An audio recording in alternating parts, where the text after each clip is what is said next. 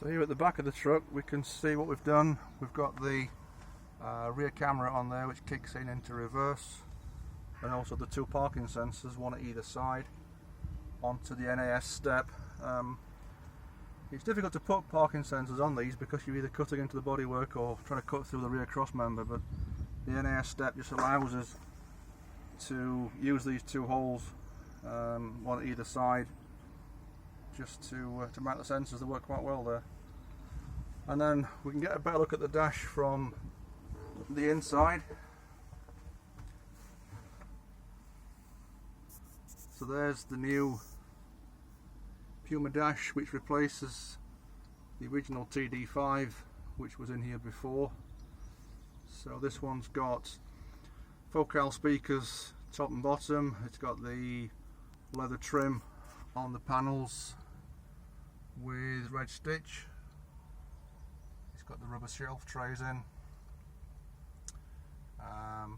This one's got Mercedes vents in it just to give it a little bit more luxury feel. It's a nice little addition. We can put that in either with red trim or just a standard silver.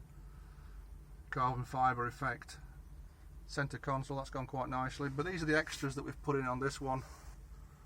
We've got electric window switch, heated seat, and then the third one there, up and down switch. That's for the bulkhead flaps on the outside of the car at the front, so you can still operate the bulkhead air flaps to deliver fresh air into the cab.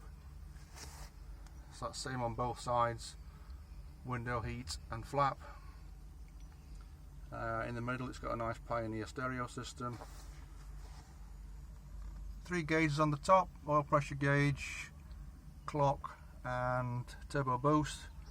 Some nice Croytex surrounds on there. And at the bottom, rear wash wipe, heated mirrors, heated rear screen, rear fog.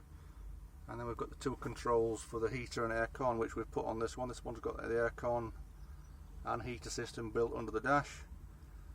So there's your heater control, and there's your blower control, and above that is your little switch for turning the aircon on and off. 12 volt power socket and a USB which goes straight into the stereo, so that's Apple Play or Android, that's straight into your phone for things like maps and text messages, and also to wire your phone up. So there's the microphone at the top for the stereo, for the speakers.